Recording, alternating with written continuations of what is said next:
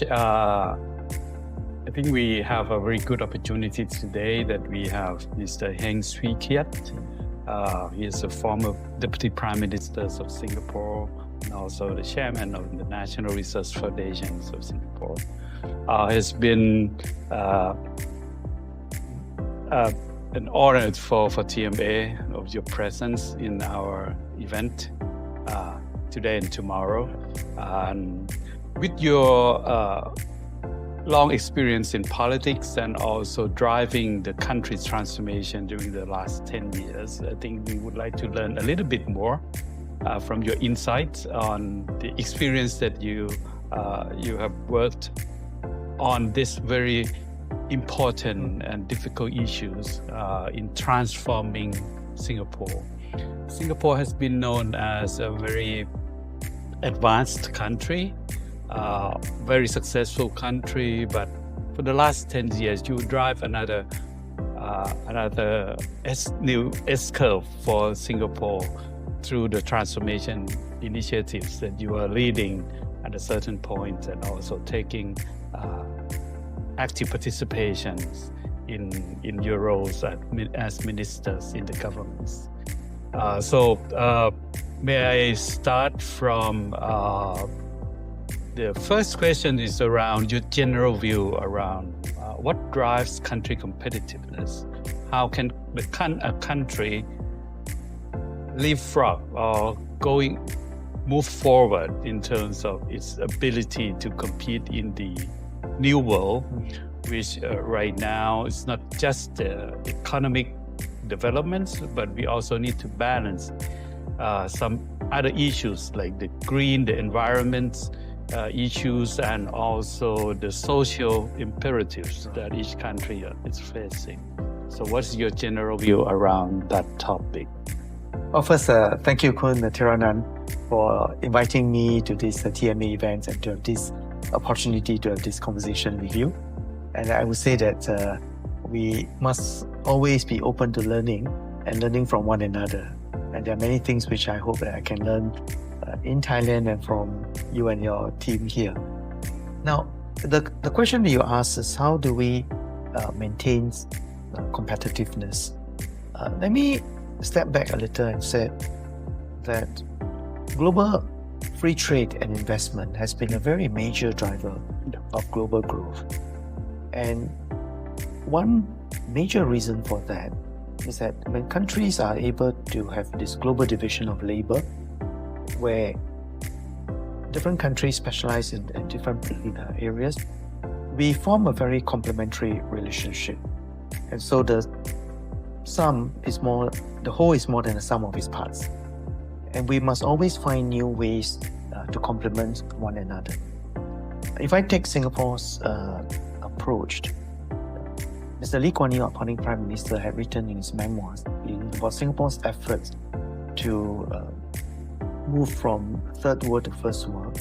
And the early phase of industrialization is to keep the Singapore economy open to trade, open to investment.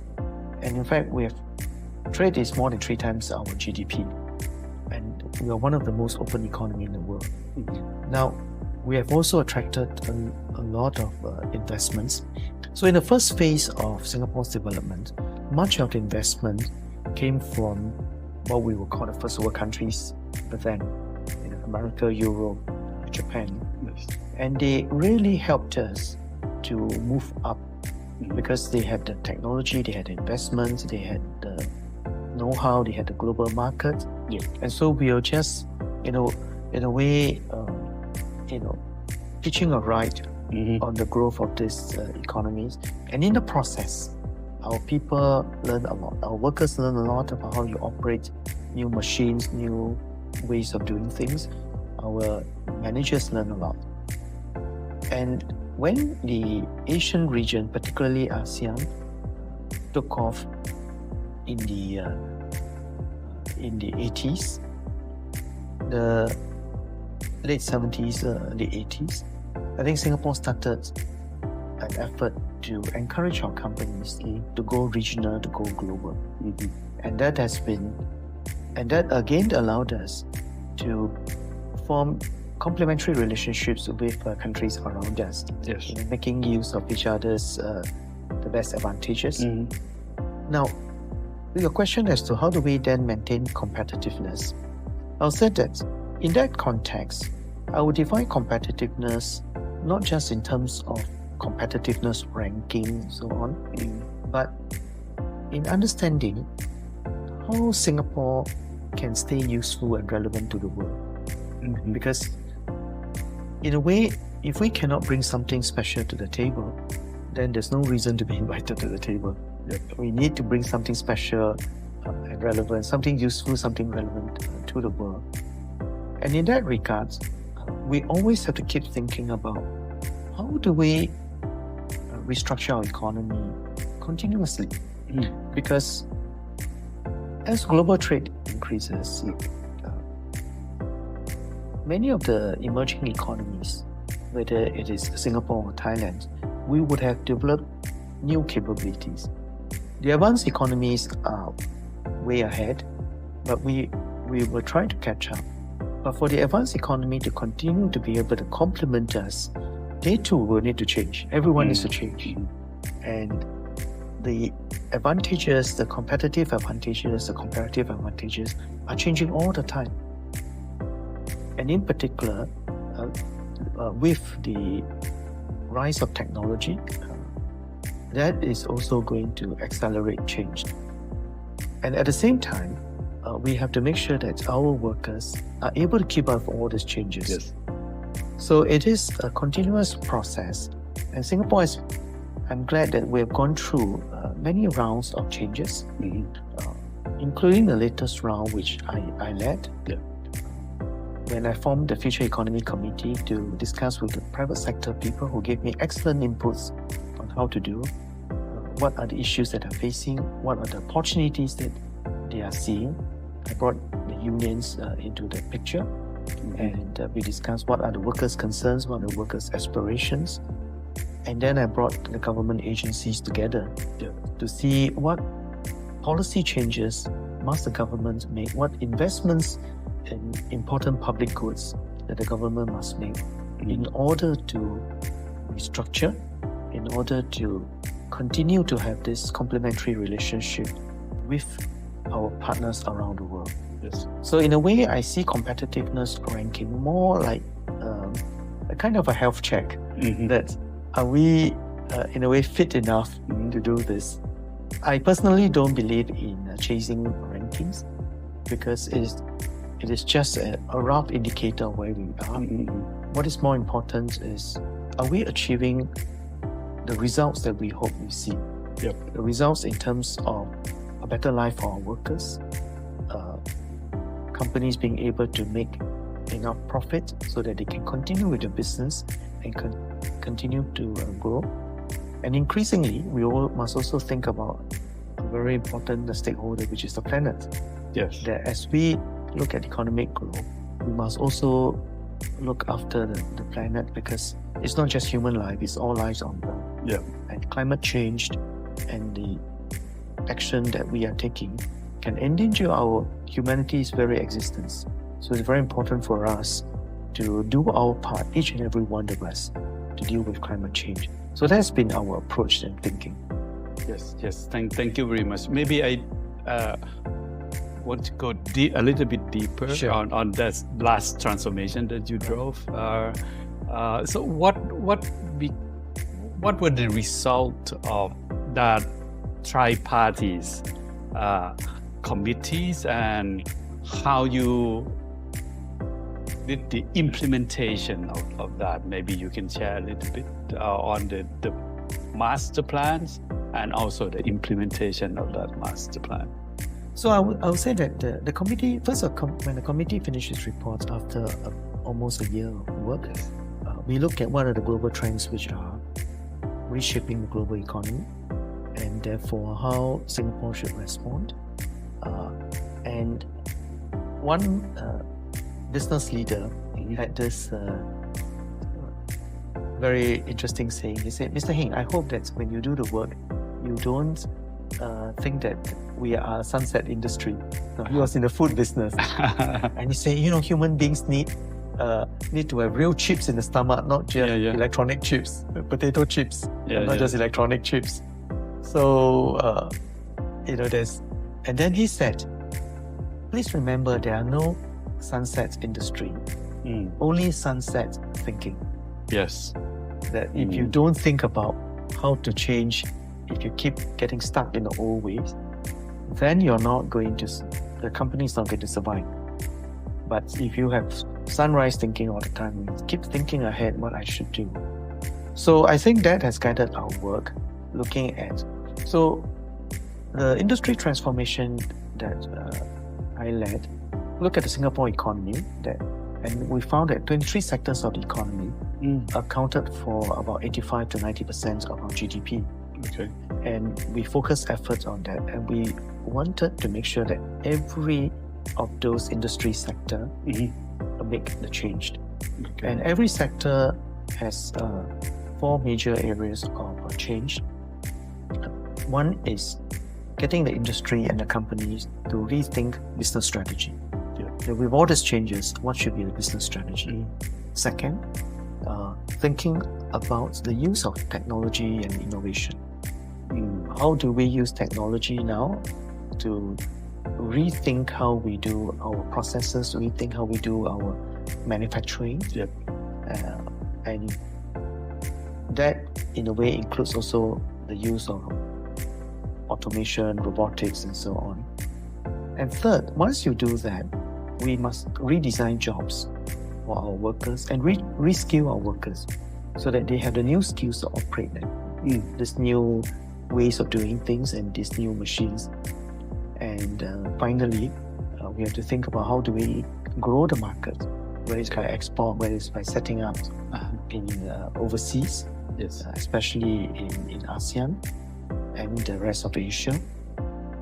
Later on, we added 2 more, which is about taking care of the planet, sustainability. Yes.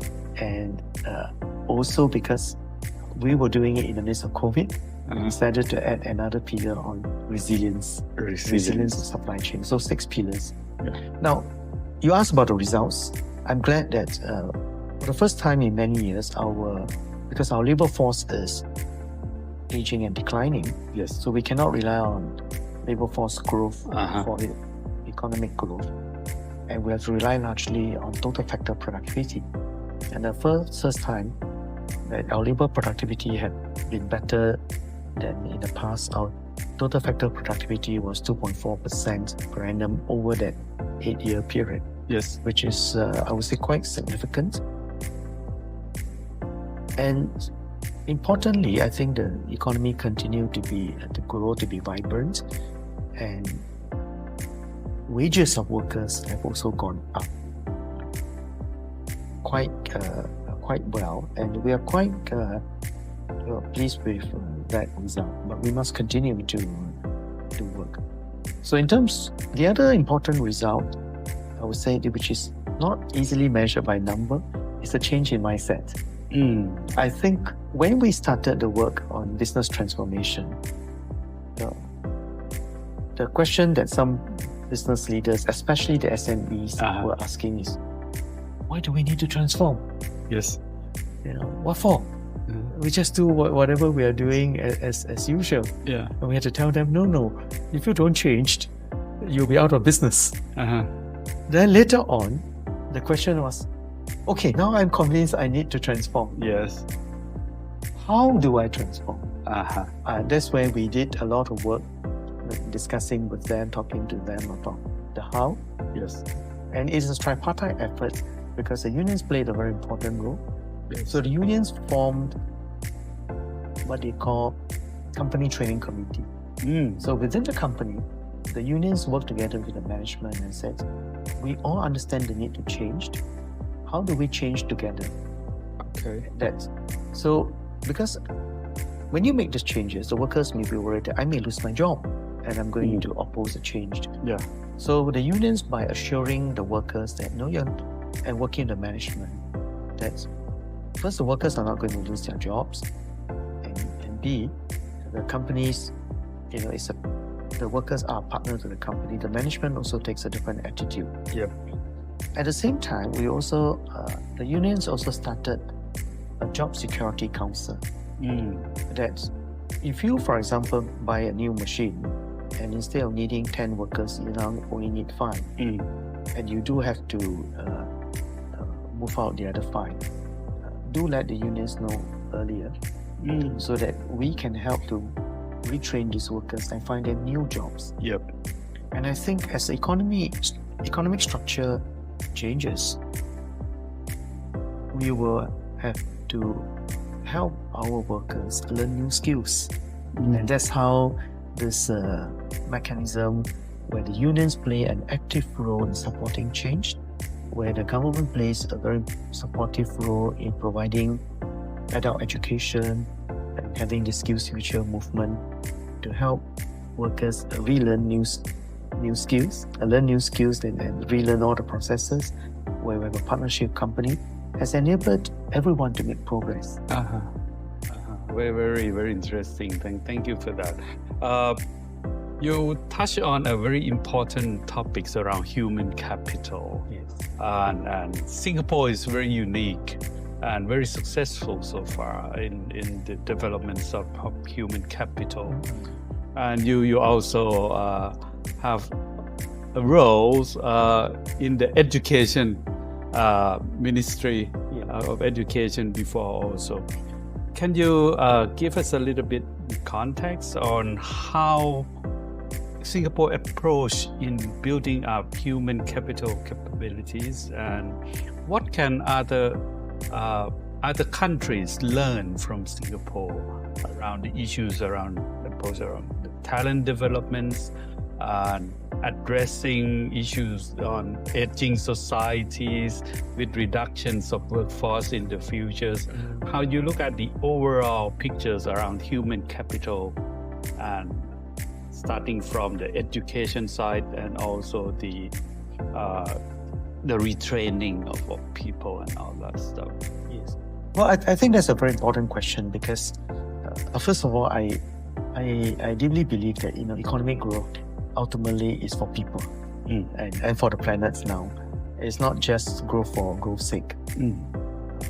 At the same time, in the case of Singapore, we have no natural resources of any kind. And so it is very important for us to develop our people to the best of our ability. And education in Singapore has gone through various stages. So let me just briefly mention, since our independence, it has gone through different stages. And by the time I became education minister, the educational standard for our schools have already been quite high. The universities have been quite good. And I would say what allowed us to make progress is first, we have a very strong K-12 education system, from preschool to primary school to secondary school. Yes. And along the way, we have made many changes over the years. When I started as a student, more than half of my classmates failed even the primary school leaving examination. After 6 years of education, they have not quite learned enough to be able to pass the examination after primary 6. And so I am glad that today almost 100% passed that and then move on to secondary. And in turn, we have expanded tertiary education to the Institute of Technical Education, polytechnics, and the universities. Now, but when you have that system, it can also be very stressful because parents want the children to do their best. But I think we have been, in the last maybe 10, 15 years, been promoting the idea that every child is different. And what we need to do is to maximize the potential of every child. Whatever that a child is endowed with, it is our responsibility to bring out the best in them. And that has worked quite well. We have very dedicated teachers who put in huge effort to do that. And So when I was education minister, I said every school a good school. Yes. It's an important aspiration because I feel that it is our responsibility to value add to the child that comes to our school.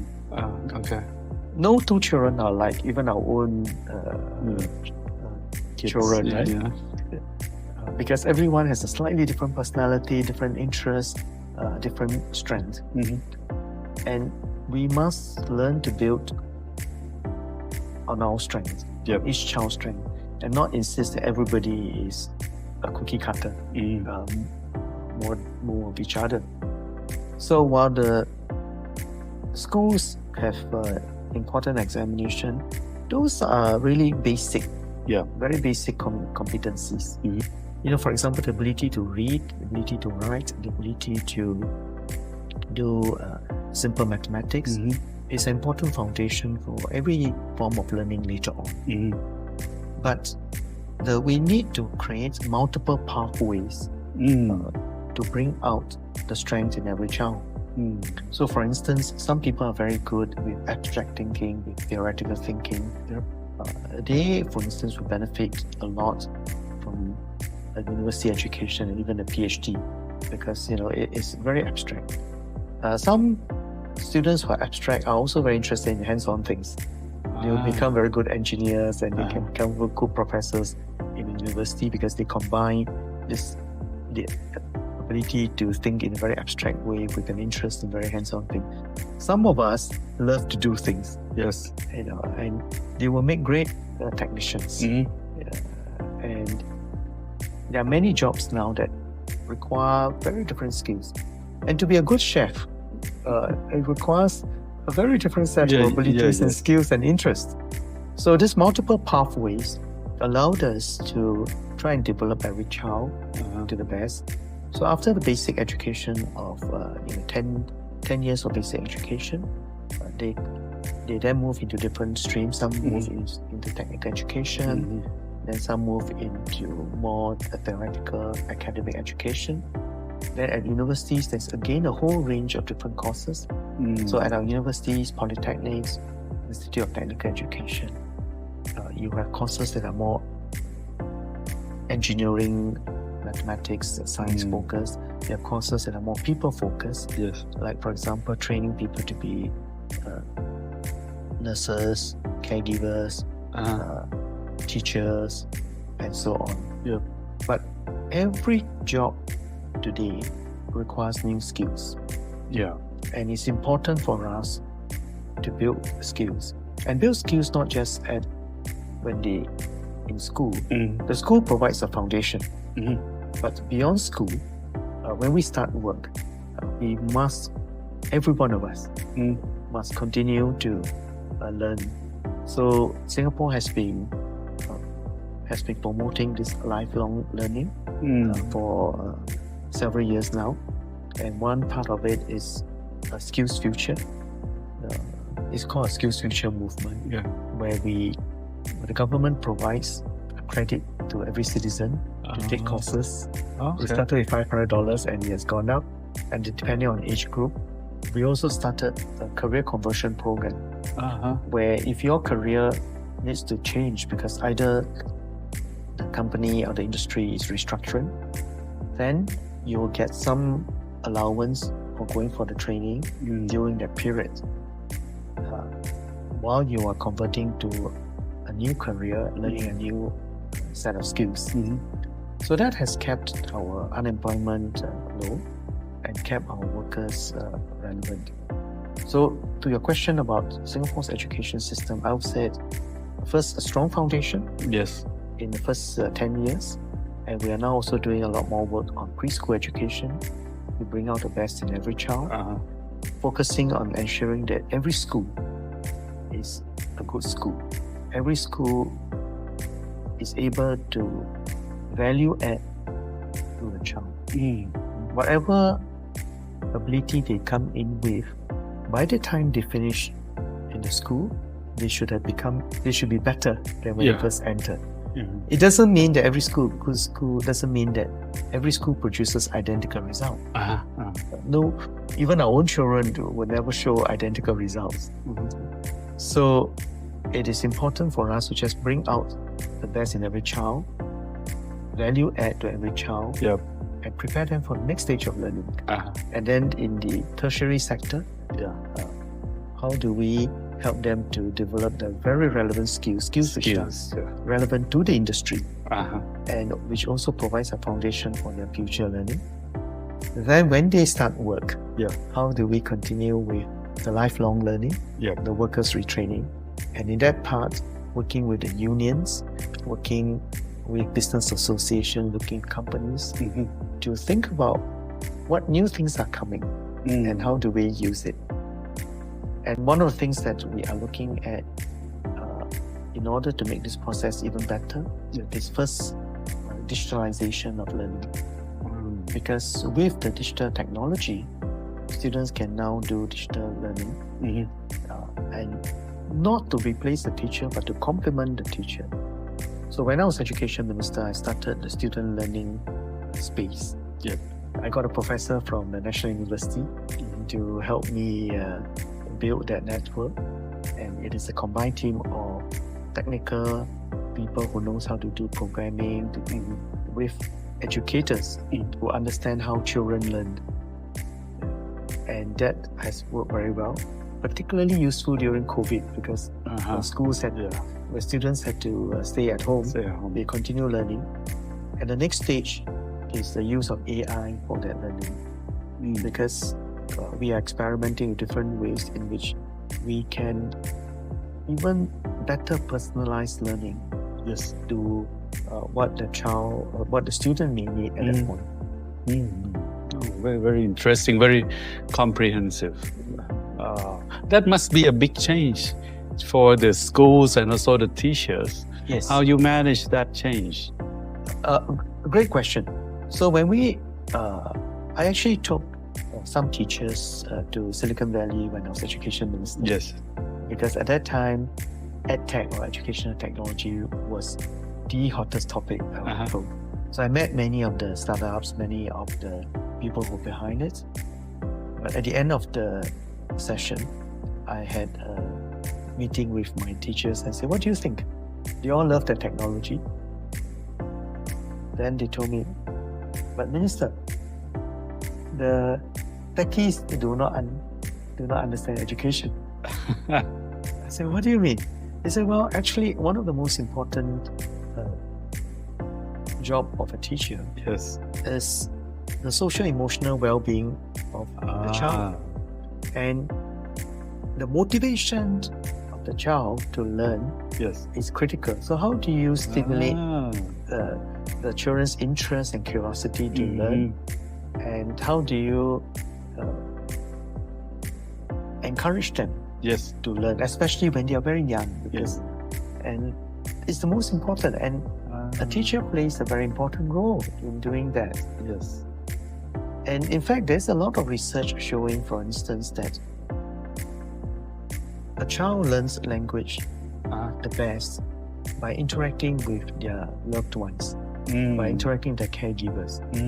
Young babies learn language when they are cuddled by their parents, and they start to make all kinds of interesting sounds.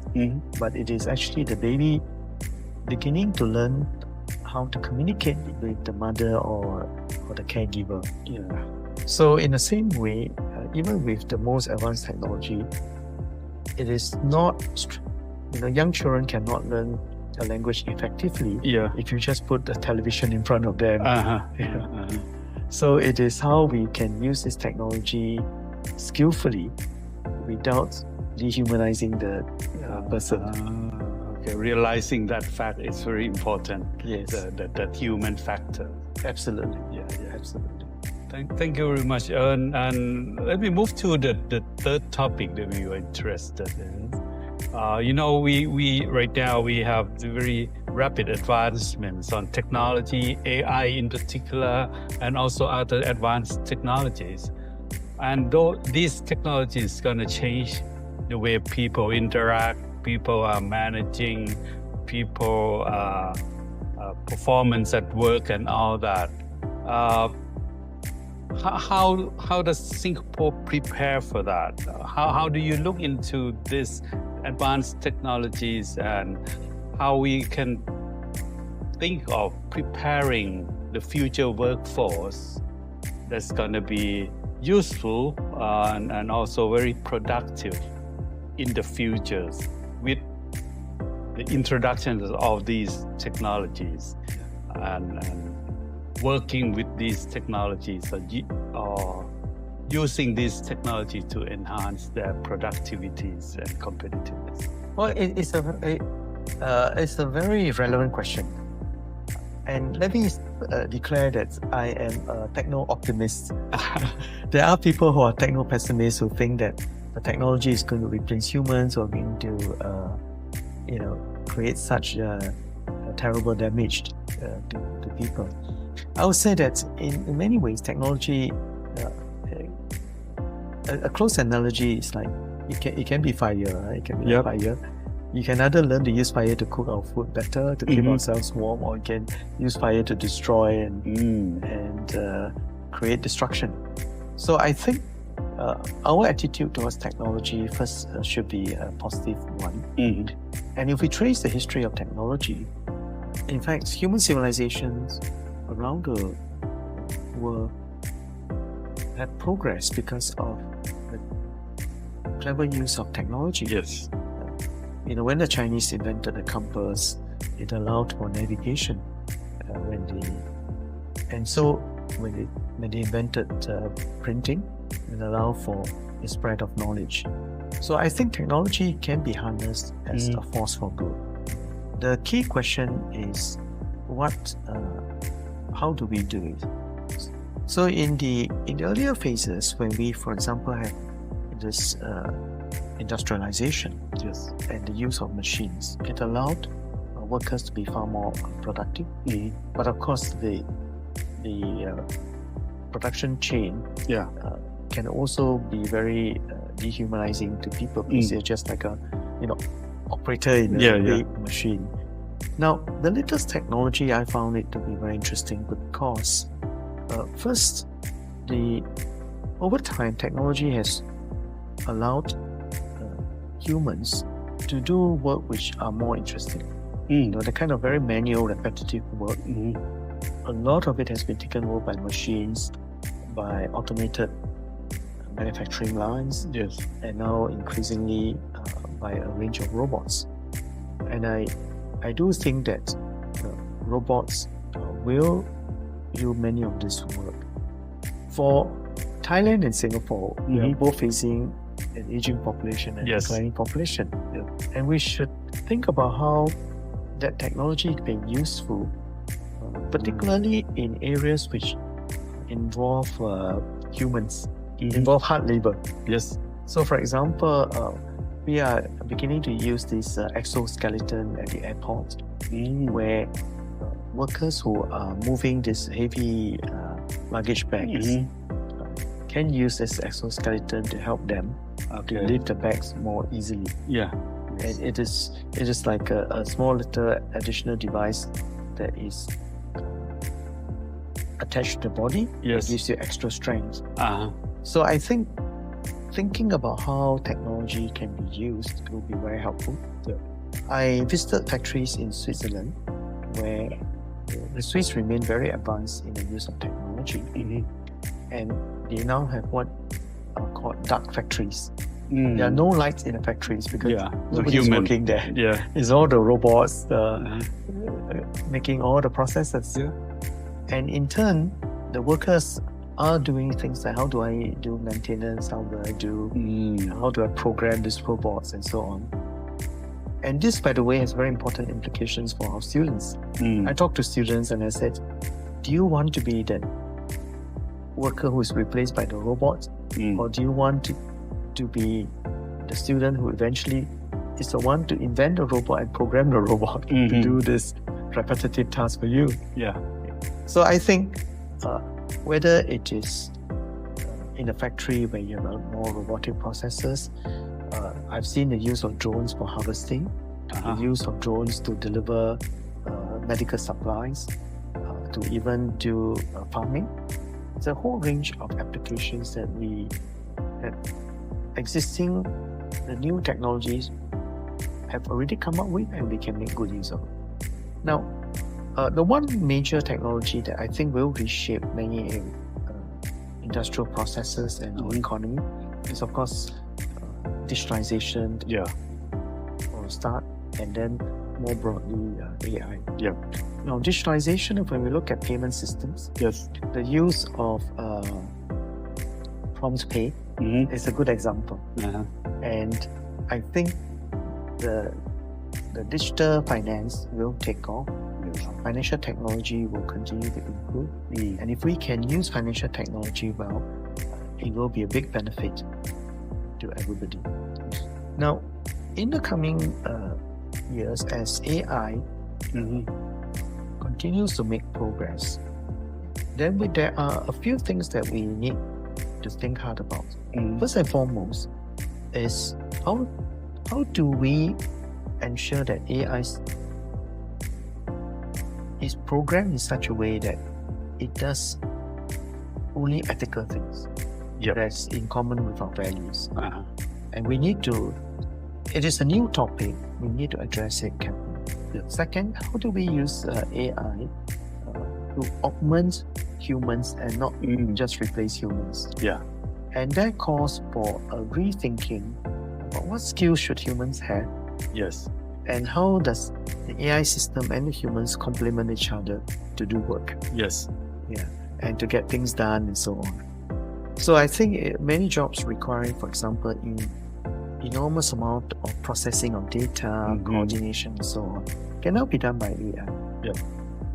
We are still at a very early stage of thinking about job redesign and reskilling of humans.